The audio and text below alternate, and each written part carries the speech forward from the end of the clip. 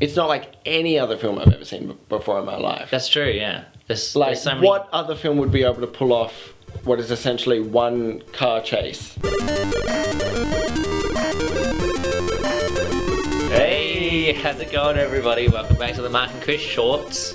This is the first Mark and Chris short we're filming separate to another episode. Namely due to the fact that an Australian film, which we are also Australian, is it a really Australian film? Anyway, it's come out. Film. It's g'day. Named Mad Max Fury Road. Fury Road. Fury Road. You saw it today. I saw it a couple of days ago. I saw it mere hours ago. I think this one's very much like for the younger people generation. You certainly wouldn't need to have seen any of the others. And in fact, which is the you beauty could be of it. forgiven for thinking that this one was made by a completely different set of people and wasn't like...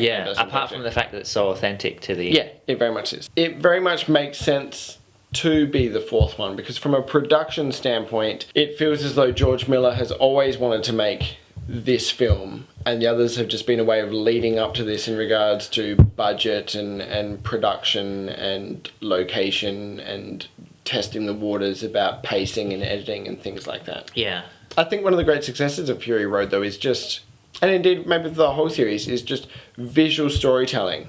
The chase scenes and the fight scenes are quite complicated, and the whole thing is just really one big car chase, but you're never really bored because, you know, this truck is chasing this and then that gets ahead and that guy's jumping over there, and there's so many different tiny sequences within this grand scope of the movie is one big car chase that you're never really, you get so much variety, and also you clearly know what is happening at each moment. It's not a flurry of metal like a Transformers movie. You know, oh, well, that's blowing up because the arrow flew through that. And when it does kill off central characters, it does it with as much inconsequential flippancy as though it was some henchman falling off something. Like, it's just, well, you're just another body on the ground now, aren't you? Yeah. Mad Max feels like, I mean, they're all kind of the same genre, but each one, despite being made by the same director, is a very different film. Like, the first one is unrecognizable. It's not, you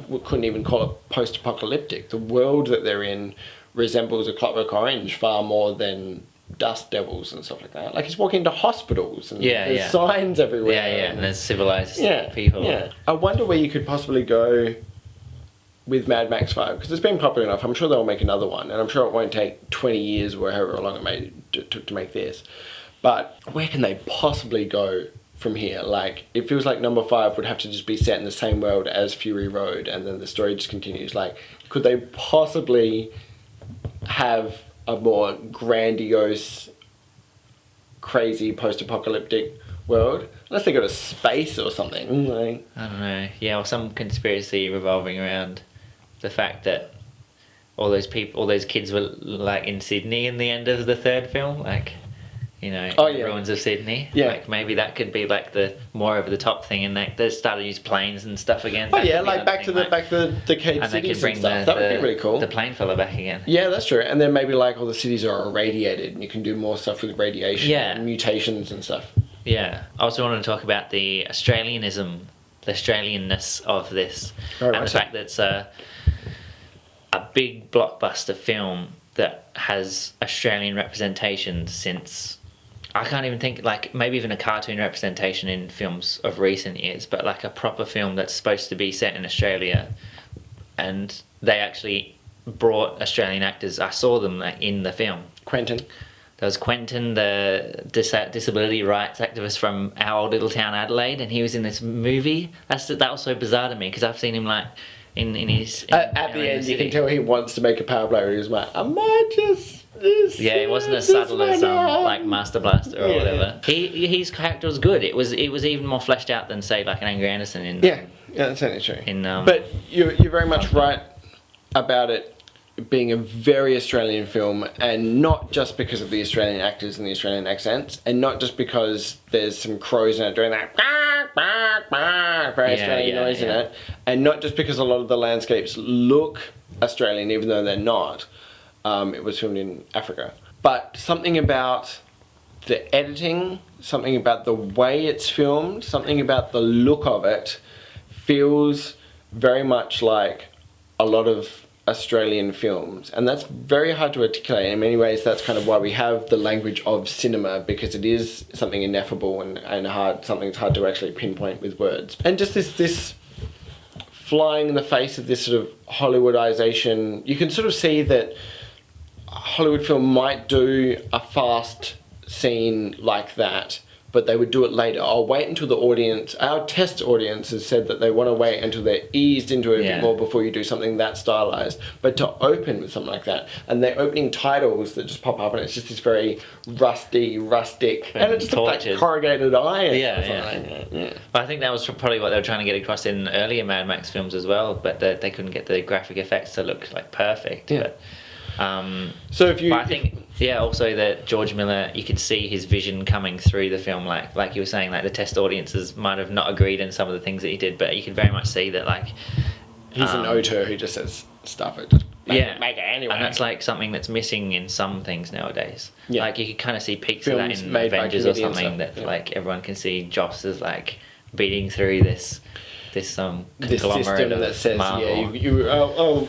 comic book readers said that we're going to have this in it. But it's Warner, isn't it? Or Warner Brothers that's Mad Max. And it's just like they must just go George Miller. We know you're good for it. You've made Babe. You've made all these great Happy Feet. You made these great kids films. Happy Feet 2. And you made this insane post-apocalyptic franchise that we're willing to give you money to reignite and take the risk on. And he's an Australian, and he's like, Australian films are so rare nowadays because people aren't willing to take a risk. If you're looking for an expose into Australian film, Mad Max Fury Road, it will give you a subtle hint about that. But watching the whole Mad Max franchise will definitely, especially the first one. I mean, that's Mad Max 1 is a distinctly Australian film. Yeah. You know, I mean, they call it. There was no Tina Turners in that. No. It's only in the credits. But I mean, they called it exploitation films in the 70s. Yeah. And I mean, that's such an example of like boob pillows. Yeah. Boob pillows. We've got a picture of the boob pillows here. Hopefully, we don't get a copyright strike. But it's just such an Mad Max 1. It's just, and the fact that it's just thrown in there during this romantic flashback. Yeah. With his wife, and I'm assuming his wife either had no problem with the boobs pillows, perhaps they were indeed her boob pillows, or this she is just the character, not the actor. Of course, yeah. Or she just had that sort of like classic ochre Australian share of like, boobs, hoorah. Mad Max isn't really even an important part of all the Mad Max. No, movies, he's hardly in it. He's just almost there just to be a plot device. Yeah, he's the masculine figure they can put on the posters to market so people will actually come to it, because and then having a woman it's all about as the main characters kicking women. Like. Yeah, which is good. But he is in no way the hero of the story, and the story would have largely unfolded in the same way without his inclusion in it. So he's the everyman in the sense that he's us, but he's not the hero. Yeah, which is interesting because I think he would have been defined as the hero in the other Mad Max films. Oh, very much so. Very much so. Because he was like leading the charge with all the characters behind him, but in this one it was like... Or going out alone. He was following someone's personal journey. But yeah, with the Australian accents, it was so cool to see in a Hollywood film someone saying "fang it." What was the girl saying when she was in the car? Something suitably ochre. Yeah. And I gotta say, for a society that is running out of oil and that's their main commodity, they burn a lot of it. They burn a lot of it superfluously, don't they? Let's enjoy it while we have it. Yeah. It's almost like the front runner of the 80s revival films. And I'd be interested to see how it shapes up against the new Terminator film and the new Star Wars film, and the fact that they'd made bigger missteps in some people's eyes in the franchise than Mad Max had done in the past, and that I wonder if Mad Max might even come out on the top of Terminator. You can just tell Mad Max Fury Road is just... I don't know, when the trailer was out, it was like, from Mastermind, George Miller. I'm like, hey, he let them like write that in the credits. And then when I see it, I'm like, wow, this is so clearly his film. Yeah. Like, he knew exactly what he wanted to do all this time. Yeah. And he's just been waiting to have the license to make it. And I mean, you have to judge Mad Max Fury Road by its own standards. Like, if anyone went in... It's not like any other film I've ever seen before in my life. That's true, yeah. There's so many... What other film would be able to pull off what is essentially one car chase. If you haven't seen Mad Max Fury Road and you're not upset by how much we've spoiled it for you, go and see it because some of it out. It's an editing marvel. It's very fast editing in Mad Max Fury Road, but and there's a lot of long shots as well. Yeah. But in every point you just feel like you're safe because you trust the filmmakers that they are in control and they know exactly what they're doing. If you enjoyed, like, subscribe, share, comment down below if you want us to talk about the next film that comes out. Let us know if you enjoyed this and you want to see us do more little Maybe you want us to do more little reviews of things. Maybe you've got an old movie from the 80s that you want us to watch. That's true. I'm sure there's plenty we can dig up. Howard the Duck. Howie the Duke.